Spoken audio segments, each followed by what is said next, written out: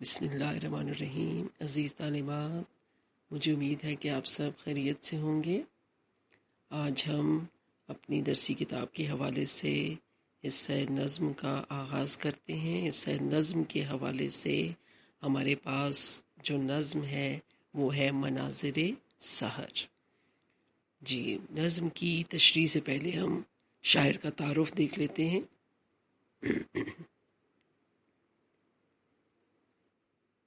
جی، شاعر ہیں جوش ملی آبادی۔ جوش ملی آبادی کو شاعر انقلاب بھی کہا جاتا ہے۔ ان کی ولادت ملیح آباد لکھنؤ میں ہوئی اور 1896 کا سن تھا۔ اصل نام شبیر حسن خان۔ جی، آپ نے تعلیم پائی سینٹ پیٹرز کالج آگرہ میں۔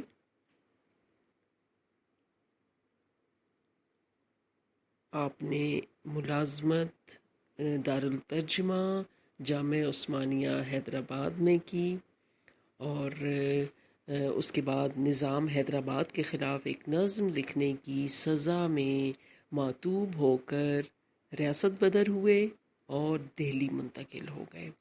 کچھ عرصہ فلمی دنیا اور آل انڈیا ریڈیو سے بھی وابستہ رہے اور وہاں انہیں ہندوستانی حکومت نے سب سے بڑا ادبی اعزاز پدما بھوشن عطا کیا۔ قیام پاکستان کے بعد کراچی انہوں نے رہائش اختیار کی اور جوش کو ادبی ماحول ورثے میں ہی ملا تھا۔ نظم نگاری کی ابتدا انہوں نے 9 سال کی عمر میں کی۔ ابتدا میں غزلیں کہیں لیکن جلد ہی وہ نظم کی طرف مائل ہو گئے اور نظم نگاری میں انہیں خاص مرتبہ حاصل ہے۔ مناظر فطرت کی عکاسی بہترین طریقے سے کرتے ہیں اور ان کی نظموں میں سیاسی رنگ بھی نمایاں ہے۔ تو اس طرح سے یہ شاعر فطرت بھی کہلائے اور شاعر انقلاب بھی کہلائے۔ تصانیف ہیں جی ان کی شعلہ و شبنم، روح ادب، آیات و نغمات اور اس کے علاوہ یادوں کی بارات ان کی خود نوشت ہے۔ اس کے علاوہ بھی انہوں نے بہت سی کتابیں تحریر کی اور انہوں نے 1982 میں اسلام آباد میں وفات پائی اور یہیں پہ ان کی تدفین ہوئی۔ جی عزیز طالبات، اب ہم نظم کا باقاعدہ آغاز کرتے ہیں۔ ہمارے پاس بند نمبر 1 ہے۔ کیا روح فضا جلوہ رخسار سحر ہے، کشمیر دل زار ہے، فردوس نظر ہے۔ ہر پھول کا چہرہ ارک حسن سے تر ہے، ہر چیز میں ایک بات ہے، ہر شے میں اثر ہے۔ ہر سمت بھڑکتا ہے رخ حور کا شعلہ، ہر ذرہ ناچیز میں ہے طور کا شعلہ۔ جی، یہ تو تھا ہمارے پاس بند۔ اب ہم اس کی مختصراً وضاحت دیکھ لیتے ہیں۔ جی، شاعر صبح کی آمد و نمود کا ذکر کرتے ہوئے کہتے ہیں کہ کوئی دیکھے تو صحیح کہ سحر کا چہرہ کیسا دل نشیں ہے، اور اس روح پرور منظر نے روح تک میں طراوت ڈال دی ہے۔ طراوت ٹھنڈک کو کہا جاتا ہے کہ ہماری روح کے اندر تک ٹھنڈک اتر چکی ہے کہ اتنا خوبصورت صبح کا منظر ہے۔ اور یہ صبح کے جو مناظر ہیں وہ انسانی دل و دماغ کی تسکین کا سامان ہیں۔ انہوں نے ذکر کیا ہے کہ صبح کا منظر اتنا دل نشیں ہے کہ جیسے کشمیر کا شہر، کشمیر کا علاقہ ہو، کہ کہتے ہیں کہ اے کشمیر تم پہ تو دل بھی نثار ہے، تیری زمین جنت نظیر ہے، یہ بہشت کے ایک ایسے ٹکڑے کی طرح ہے کہ جہاں آ کر انسان زمانے کے غم بھول جاتا ہے اور اپنے آپ کو سکون کے سمندر میں غرق پاتا ہے۔ تو یہ صبح کا جو منظر ہے وہ ہمیں کشمیر کی یاد دلا رہا ہے۔ اب یہ دیکھیں کہ صبح کے مناظر ویسے تو اپنے اندر بہت جاذبیت رکھتے ہیں۔ حسن و عشق کی ایسی ندی بہہ رہی ہوتی ہے کہ جسے دیکھ کر بے اختیار انسان اپنے خالق پر ایمان لے آتا ہے، اس کا ایمان مزید پختہ ہوتا ہے، ہر شے روشنی میں نہائی ہوئی لگتی ہے، حتیٰ کہ اگر پھولوں پہ نظر کرے تو اوس کے قطروں نے انہیں مزید دلکشی عطا کی ہوتی ہے، کیونکہ جب تک پتیوں پر نمی نہ ہو تو ان کا حسن نکھر نہیں سکتا۔ تو یہ اللہ کی شان ہے کہ جس نے ان پھولوں کو اوس کے ذریعے سے مزید رعنائی بخش دی ہے۔ جس شے کی طرف نظر کریں ایک الگ انفرادیت اور دلکشی دکھائی دیتی ہے اور انسانی نگاہوں کو متاثر کرتی ہے۔ اب اگر اس پورے ماحول کو دیکھا جائے تو یوں لگتا ہے کہ اس جنت ارضی میں حوروں نے ڈیرے ڈال رکھے ہیں اور وہ پورے ماحول کے حسن میں اپنی خوبصورتی سے مزید چار چاند لگا رہی ہیں۔ سارا ماحول جس قدر روشن اور پر نور ہے کہ گویا زمین کا ہر ذرہ کوہ طور پر پڑنے والی تجلی سے ہونے والی روشنی کے مترادف ہے۔ اب دیکھیں اس میں شاعر نے صنعت تلمیع کا تذکرہ کیا، کوہ طور کے حوالے سے صنعت تلمیع کا ذکر کیا اور اپنی بات کو خوبصورتی سے انہوں نے واضح کیا ہے کہ جس طرح حضرت موسیٰ علیہ السلام نے اللہ تعالیٰ سے اصرار کیا کہ میں آپ کا دیدار کرنا چاہتا ہوں، لیکن اللہ تعالیٰ نے یہ فرمایا کہ تم مجھے دیکھ نہیں پاؤ گے، لیکن ان کے اصرار کے باوجود پھر اللہ تعالیٰ نے ارشاد فرمایا کہ میں اپنی تجلی کوہ طور پہ ڈالتا ہوں، اگر یہ پہاڑ اپنی جگہ پہ رہا تو تم مجھے دیکھ پاؤ گے۔ اب ایک تھوڑی سی تجلی خالق حقیقی نے اس کوہ طور پہ ڈالی تو پہاڑ کی حالت کیا ہوئی کہ وہ ریزہ ریزہ ہو گیا اور حضرت موسیٰ بے ہوش ہو گئے۔ تو اب وہ جو تجلی ڈالی گئی اس کی جو روشنی تھی وہ اس قدر تھی کہ سارا ماحول روشنی سے منور ہو گیا۔ تو اب یہ جو چیزیں ہیں کہ جو حضرت موسیٰ کے حوالے سے بات کی گئی ہے تو یہاں شاعر کا بھی یہی کہنا ہے کہ جیسے ہی صبح کا آغاز ہوا تو سارا ماحول اس قدر روشن تھا اور اس کو دیکھ کر یہ لگتا تھا کہ جیسے یہ وہی تجلی ہے جو کوہ طور پہ ڈالی گئی اور اس نے ہر شے کو جگمگایا۔ تو یہاں بھی جو نمودار ہونے والی صبح ہے اس کے حوالے سے ہر شے روشن ہے، جگمگا رہی ہے۔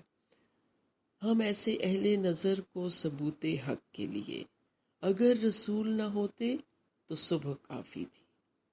اب یہاں پہ دیکھیے کہ شاعر نے مبالغے سے کام لیا ہے لیکن وہ صبح کے حوالے سے، صبح کی خوبصورتی کے حوالے سے بات کر رہے ہیں۔ جی بند نمبر 2 ہے ہمارے پاس، لرزش وہ ستاروں کی، وہ ذروں کا تبسم، چشموں کا وہ بہنا کہ فدا جن پہ ترنم، گردوں پہ سپیدی و سیاہی کا تصادم، طوفاں و جلووں کا وہ نغموں کا تلاطم، اڑتے ہوئے گیسو وہ نسیم سحری کے، شانوں پہ پریشاں ہیں یا بال پری کے۔ جی شاعر نے بھی خوب مبالغہ دکھایا ہے، مبالغے سے کام لیا ہے۔ لرزش کا مطلب ہوتا ہے کانپنا، دوسرے معنوں میں ستاروں کی ٹمٹماہٹ کو انہوں نے لرزش سے تعبیر کیا ہے کہ ستارے جو ہیں وہ صبح کی آمد پہ ٹمٹما رہے ہیں، کانپنا شروع ہو گئے ہیں کیونکہ ان کا وجود ختم ہو رہا ہے۔ ذروں کا تبسم، تبسم مسکراہٹ کو کہتے ہیں۔ جی فدا ہونا، نثار ہونا، قربان ہونا، ترنم موسیقی کو کہتے ہیں، ٹھیک ہے، اور گردوں آسمان، سپیدی سفیدی، ٹھیک ہے، سیاہی آپ جانتے ہیں، اندھیرا، تاریکی، یعنی اب دیکھیں کہ صبح کا آغاز ہو رہا ہے تو آسمان پر جو پھیل رہی ہے سفیدی، اس کے حوالے سے جو ہے وہ سیاہی اور سفیدی کا جیسے ٹکراؤ ہو رہا ہے کہ رات کا جو اندھیرا ہے وہ ختم ہونے والا ہے، اور رفتہ رفتہ جو صبح کی روشنی ہے، سفیدی ہے، وہ پھیل رہی ہے۔ تو اگر آسمان پہ نگاہ ڈالی جائے تو ایسا لگتا ہے کہ جیسے سفیدی اور سیاہی کا آپس میں تصادم ہو رہا ہے، ٹکراؤ ہو رہا ہے۔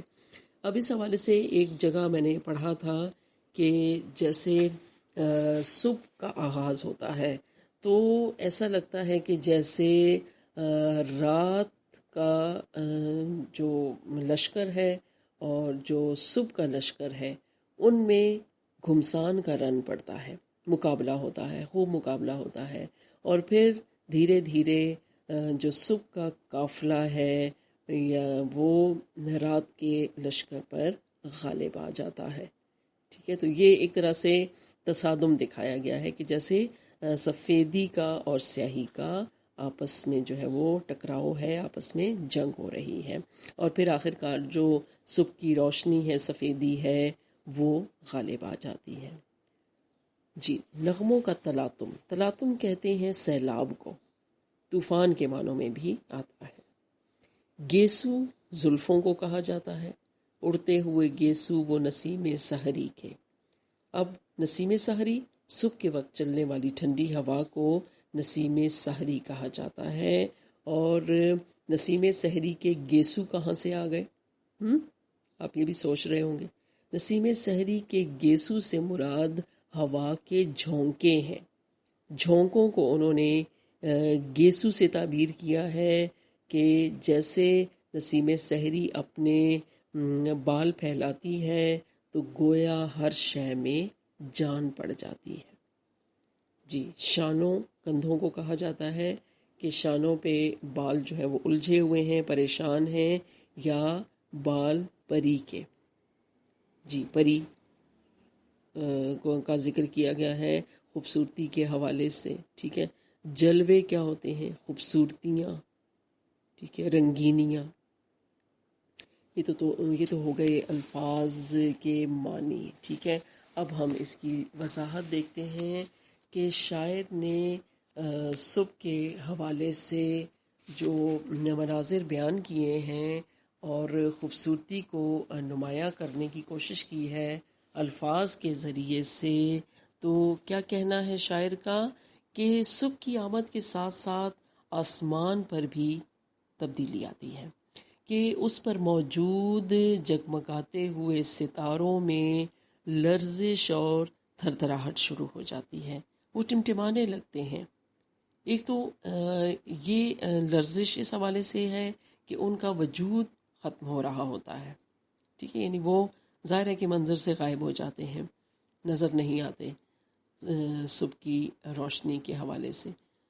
تو دوسرا یہ ہے کہ جیسے وہ ٹمٹماتے ہیں تو ایسا لگتا ہے کہ گویا وہ ہاتھ ہلا ہلا کر صبح کا استقبال کر رہے ہیں۔ اب یہ دیکھیں کہ یہ شاعر کا حسن تخیل ہے کہ اس نے اپنی جو ذہن ہے اس کے استعمال سے چیزوں کو کیا رنگ عطا کیا ہے، کہ اب ہم نے کبھی بھی یہ نہیں سوچا ہوگا کہ ستارے جو ہیں وہ کس طرح ہاتھ ہلا ہلا کر صبح کا استقبال کرتے ہیں، کبھی بھی ہم نے اس بارے میں کوئی دھیان نہیں دیا، لیکن یہ شاعر کا شاعرانہ تخیل ہے کہ جس سے کام لے کر وہ یہ باتیں بیان کرتا ہے۔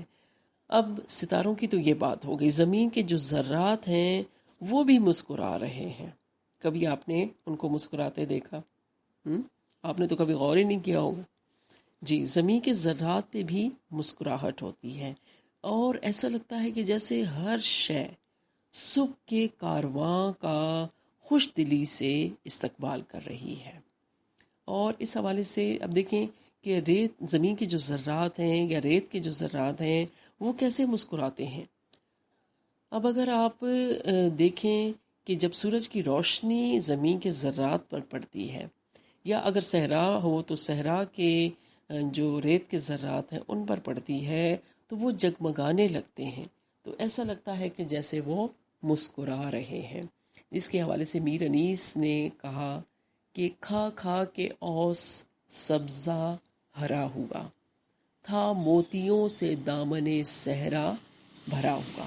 یعنی میر انیس کو کیا لگا کہ سورج کی روشنی کی وجہ سے جو زمین کے ذرات ہیں یا صحرا میں موجود ریت کے ذرات ہیں وہ انہیں موتی دکھائی دے رہے ہیں۔ ٹھیک ہے، تو یہاں پہ تو جوش کیا کہتے ہیں کہ جو زمین کے ذرات ہیں وہ مسکرا رہے ہیں۔ تو بہرحال یہ ہر ایک کا اپنا اپنا خیال ہے۔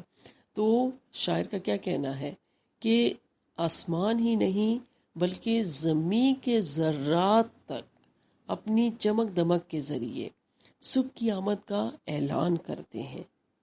بہتے ہوئی آبشاریں، گیت گاتے ہوئے جھرنے ایک ایسا ترنم فضا میں بکھیرتے ہیں کہ ایک ایسی اس میں سے نغمگی بکھرتی ہے کہ اس پہ سارے سر نثار ہوتے ہیں۔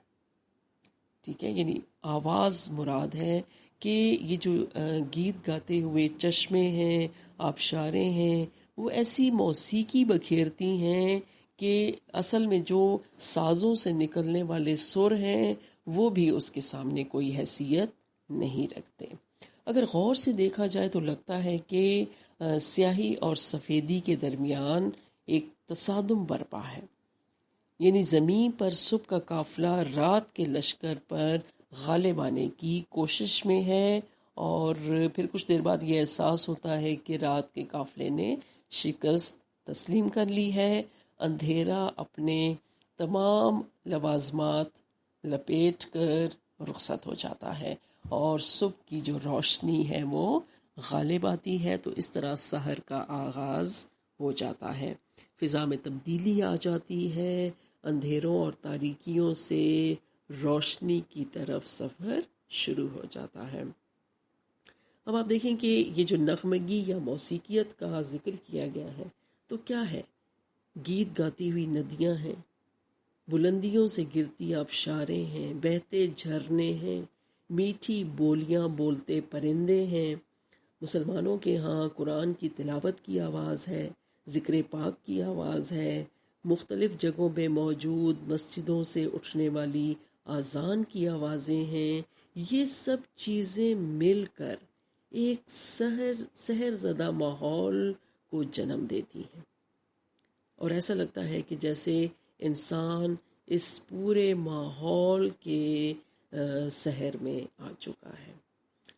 اب صبح کے وقت جو ہوا چلتی ہے وہ ایسا محسوس ہوتا ہے کہ جیسے کوئی خوبصورت حسینہ اپنے بال بکھیرے کیا کر رہی ہے؟ صبح کی ہوا کے مزے لیتی ہوئی گزر رہی ہے، بلکہ کبھی تو یوں لگتا ہے کہ جیسے کوئی خوبصورت پری اپنے شانوں پر سنہری بال بکھیرے چہل قدمی میں مصروف ہے۔ اب آپ دیکھیں کہ شاعر نے کیسے اپنے حسن تخیل کا استعمال کیا ہے کہ صبح کی وقت جو چلنے والی ہوا ہے اس کو ایک تو حسینہ سے تعبیر کیا ہے اور دوسری طرف اسے ایک خوبصورت پری بھی کہہ دیا ہے، کہ ایسا لگتا ہے کہ جیسے یہ حسینائیں یا یہ پری جو ہے وہ چہل قدمی میں مصروف ہے۔ تو اصل میں بات کیا ہے کہ شاعر جو ہے وہ آسان الفاظ میں یہ بھی بات کہہ سکتے تھے کہ ہوا کے جھونکے محسوس ہو رہے ہیں، ہوا آہستہ آہستہ چلنا شروع ہوئی ہے اور اسی ہوا کی وجہ سے کلیاں چٹکنا شروع ہو گئی ہیں اور پورے ماحول میں جان پڑ چکی ہے۔ لیکن اس کی بجائے انہوں نے اپنے شاعرانہ تخیل کا جو استعمال ہے وہ بڑی انفرادیت کے ساتھ کیا ہے۔ تو ہم کہہ سکتے ہیں کہ یہ جو شاعر ہیں ان کا خوبصورت تخیل ہے کہ جس سے کام لے کر انہوں نے اپنی اس نظم کو خوبصورتی عطا کی ہے۔ جی اب ہے بند نمبر 3 ہمارے پاس، وہ پھیلنا خوشبو کا، وہ کلیوں کا چٹکنا، وہ چاندنی مدھم، وہ سمندر کا جھلکنا، وہ چھاؤں میں تاروں کی گلے تر کا مہکنا، وہ جھومنا سبزے کا، وہ کھیتوں کا لہکنا، شاخوں سے ملی جاتی ہیں شاخیں وہ اثر ہے، کہتی ہے نسیم سحری عید سحر ہے۔ جی خوبصورت اشعار اور خوبصورت مثالیں، اور انہی خوبصورت مثالوں کے ذریعے شاعر اپنی بات کی بھی وضاحت کرتے ہیں اور صبح کے خوبصورت ماحول کی بھی عکاسی کر رہے ہیں۔ جی چٹکنے کا مطلب ہوتا ہے کھلنا، کلیاں چٹکتی ہیں اور پھول کی شکل اختیار کرتی ہیں۔ جی مدھم کا مطلب ہوتا ہے ہلکا، کم، آہستہ۔ جی جھلکنے کا مطلب کیا ہوتا ہے؟ ظاہر ہونا، ٹھیک ہے۔ گلے تر کا مطلب ہے تازہ پھول، یعنی وہ جو کلی پھول کی شکل اختیار جس نے کی ہے اس کو گلے تر کہہ کر مخاطب کیا گیا ہے۔ لہکنے کا مطلب ہوتا ہے جھومنا، لہرانا یا لہلہانا۔ نسیم سحری صبح کی ہوا، اور عید سحر عید کی صبح۔ ٹھیک ہے جی، یہ تو ہمارے پاس آ گئے الفاظ۔ اب ہم اس کی مختصر سی وضاحت کرتے ہیں۔ جی اس بند میں شاعر چمن کا، گلستان کا ذکر کرتے ہیں، کہتے ہیں کہ صبح کا صرف انسانوں پہ ہی اثر نہیں ہوتا، یا صبح کا جو ماحول ہے وہ صرف انسانوں پر ہی اثر انداز نہیں ہوتا، بلکہ ہر شے، ہر مخلوق اس منظر سے متاثر ہوتی ہے۔ اور باقی چیزوں کو ایک طرف رکھیے تو نباتات اس کا زیادہ اثر لیتی ہیں۔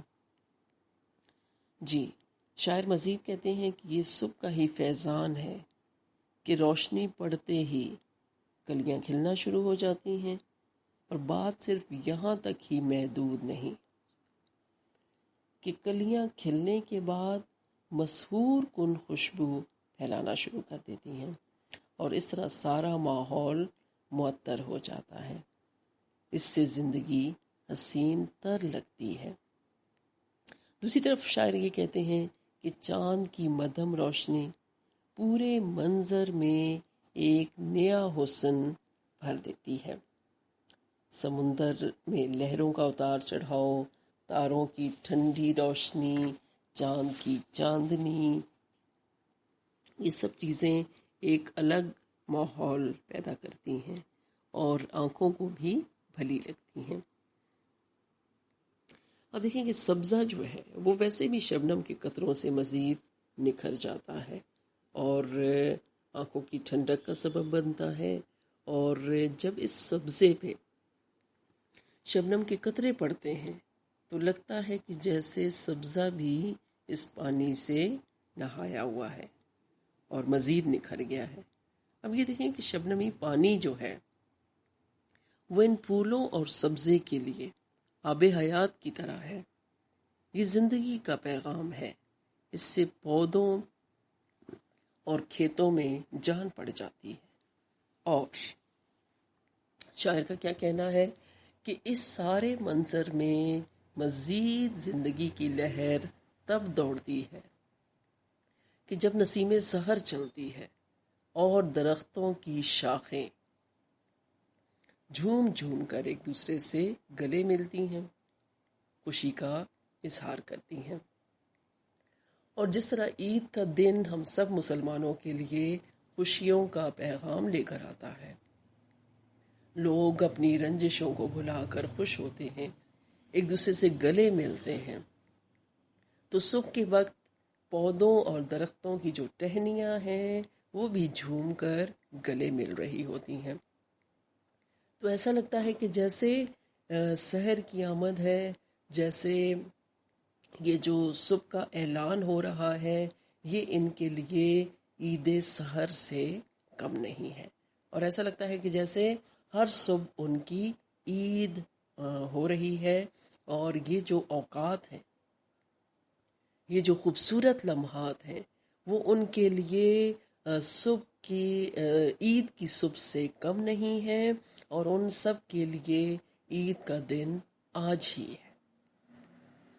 اب دیکھیں کہ یہ شاعر کا تخیل ہے، اب واقعی جو ہے وہ انہوں نے حسن تخیل سے کام لے کر صبح کے ماحول کو کتنا جو ہے وہ ایک عظیم دن قرار دیا ہے، کہ جیسے عید کا دن ہمارے لیے خوشیوں کا دن ہوتا ہے، تو یہ جو سب چیزیں ہیں، چاہے وہ پھول ہیں، چاہے وہ درخت ہیں، چاہے وہ صحرا ہے، ہر چیز کے لیے صبح کا وقت عید سے کم نہیں ہے۔ زندگی انہی خوبصورت نظاروں سے مزید نکھرتی ہے، اور در حقیقت صبح کا جو وقت ہے وہ اتنا سکون بخش اور متاثر کن ہوتا ہے کہ جو تڑپتے ہوئے جاں بلب مریضوں کو بھی تسکین عطا کر دیتا ہے۔ کہا جاتا ہے کہ جو مرض میں کسی بھی مرض میں مبتلا ہوتے ہیں لوگ، صبح کے وقت وہ انتہائی سکون محسوس کرتے ہیں۔ تو واقعی کہا جا سکتا ہے کہ صبح اپنے ساتھ سحر زدہ ماحول لے کر آتی ہے، ہر شے خوشیوں سے ہمکنار ہو جاتی ہے، اور جادو اثر ماحول سب کو اپنے اثر میں لے لیتا ہے۔ تو واقعی صبح کا جو خوبصورت وقت ہے وہ واقعی سب کو متاثر کرتا ہے، کہ انسان کی روح تک معطر ہو جاتی ہے۔ جی، اب ہے ہمارے پاس بند نمبر 4۔ بند نمبر 4 میں شاعر جو ہے وہ کیا کہتے ہیں؟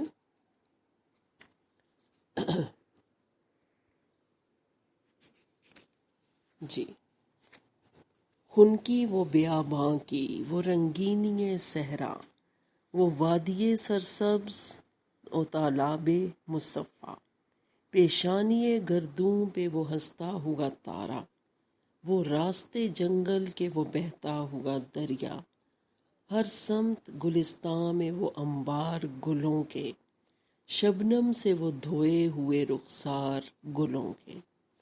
جی، خنکی ٹھنڈک کو کہا جاتا ہے، بیاباں سے مراد ہے صحرا، مصفا صاف کو کہتے ہیں، پاکیزہ کو کہتے ہیں، کہ پاکیزہ صاف پانی ہے تالاب میں۔ پیشانی گردوں، گردوں کی پیشانی، آسمان کی پیشانی، ٹھیک ہے، اور اس پہ جو ہنستا ہوا تارا ہے وہ خوبصورت نظر آتا ہے۔ انبار گلوں کے، جی، انبار کہتے ہیں بہت زیادہ، ڈھیر ہونا، یعنی پھولوں کے ڈھیر ہر سمت لگے ہوئے ہیں۔ رخسار گالوں کو کہا جاتا ہے، ٹھیک ہے، گال یعنی پھولوں کے جو گال ہیں وہ شبنم سے دھلے ہوئے ہیں۔ جی، اس کی وضاحت کرتے ہیں ہم، کہ شاعر جو ہے وہ صبح کے دلکش ماحول سے واقعی متاثر ہیں، اور کیونکہ یہ جو صبح ہے وہ اپنے ساتھ خوبصورت اور بیش قیمت انعامات لے کر آتی ہے، اور ان تحائف کے ساتھ، ان قیمتی انعامات کے ساتھ کیا ہوتا ہے کہ فضا کے اندر بھی ٹھنڈک سی پیدا ہو جاتی ہے۔ صحرا اور ریگستان کی خوبصورتی تو اپنی جگہ، لیکن وہاں بھی جب صبح کا وقت طلوع ہوتا ہے تو رنگینی اور رعنائی کا ایک اور ہی عالم ہوتا ہے، ایک عجیب احساس بیدار ہوتا ہے، اور انسان اپنے آپ کو فطرت کے مزید قریب پاتا ہے۔ ہر طرف کھلے ہوئے پھول، جگمگاتی فضائیں، لہلہاتا ہوا سبزہ انسان کو اپنے رب کے قریب کر دیتا ہے۔ جیسے اقبال کا کیا خوب کہنا ہے کہ پھول ہیں صحرا میں یا پریاں قطار اندر قطار، اودے اودے نیلے نیلے پیلے پیلے پیرہن۔ تو صحرا بھی صبح کے وقت بہت ہی خوبصورتی نمایاں کرتا ہے۔ سرسبز وادیاں اپنی خوشی کا اظہار کرتی ہیں، تالابوں کا صاف و شفاف پانی موتیوں کی طرح نکھر کر اپنی چمک سے آنکھوں کو خیرہ کرتا ہے تو عجب ہی عالم ہوتا ہے۔ اب دیکھیے کہ صبح کے وقت جو ستارہ آسمان پر طلوع ہوتا ہے وہ صبح کی آمد کا اعلان کرتا ہے، جو اندھیرے کے غائب ہونے کا بھی واضح اعلان ہوتا ہے۔ اور اگر غور سے دیکھیں تو یہ ستارہ آسمان کی پیشانی پر چمکتے ہوئے جھومر کی طرح سجا ہوا نظر آتا ہے۔ یعنی اب دیکھیں کہ باقی ستارے جو ہے وہ اتنے نمایاں نہیں ہوتے، لیکن یہ جو صبح کی آمد کا اعلان کرنے والا ستارہ ہے وہ واقعی آسمان پہ اتنا روشن دکھائی دیتا ہے کہ جیسے کوئی چمکتا ہوا جھومر ہو۔ تو یہ ستارہ کیا خبر دیتا ہے کہ صبح ہونے والی ہے اور رات تاریکی کا جو دورہ ہے وہ اختتام پذیر ہے۔ اگر انسان ایسے وقت میں جنگل کا نظارہ کرے یا وہاں سے اسے گزرنے کا اتفاق ہو تو اس سے دلکش جگہ اور کوئی نہیں۔ بہتے ہوئے دریا کا کنارہ اس سرسبز جنگل کی خوبصورتی میں مزید اضافے کا باعث بن جاتا ہے، کیونکہ اس زمین پر موجود ہر شے کی بنیاد مٹی اور پانی ہے۔ تو اسی لیے قدرتی طور پر جہاں پانی موجود ہو تو انسان کا دل واقعی اسی طرف لپکتا ہے۔ پانی کو دیکھ کر وہ جھوم اٹھتا ہے اور حد درجہ طمانینت محسوس کرتا ہے۔ ادھر باد نسیم بھی اپنا کمال دکھا رہی ہوتی ہے کہ جا بجا کلیوں کو چٹکنے اور انہیں پھولوں میں تبدیل ہونے کا موقع دیتی ہے، اور صبح کا جو حسن ہے وہ مزید دوبالا ہو جاتا ہے۔ ہر طرف رنگا رنگ پھول اور کلیاں عجب بہار دکھاتے ہیں اور ان کی مہک دل و روح کو معطر کرنے کا سبب بنتی ہے، اور ساتھ ہی شبنم ان پھولوں کو مزید خوبصورتی، مزید جاذبیت عطا کرتی ہے، اور صبح سویرے ان پھولوں کے منہ دھو ڈالتی ہے۔ پھر کیا ہوتا ہے؟ پھولوں کا جو حسن ہے وہ اپنے عروج پر پہنچ جاتا ہے، اور سب چیزیں ایسا لگتا ہے کہ جیسے آراستہ و پیراستہ ہو جاتی ہیں، اور واقعی شاعر کا خوب کہنا ہے کہ صبح کے جو یہ خوبصورت مناظر ہیں وہ انسان کی زندگی کو مزید پربہار کرنے کی وجہ ثابت ہوتے ہیں۔ جی یہ تو تھا جوش کا انداز نظر۔ اب آپ کے لیے تفویض کار ہے۔ جی کچھ سوالات ہیں جن کے آپ نے جوابات دینے ہیں۔ نمبر 1 ہے، جوش کو شاعر فطرت کہا جاتا ہے، نظم کے حوالے سے وضاحت کریں۔ اور نمبر 2 سوال ہے ہمارے پاس، بند نمبر 3 میں کن اشیاء کو عید سحر سے تعبیر کیا گیا ہے؟ جی تو عزیز طالبات، آپ نے ان سوالات کے جوابات دینے ہیں۔ یہ ہے آپ کا تفویض کار، اور یہیں پہ ہمارے لیکچر کا اختتام ہوتا ہے۔ بہت شکریہ۔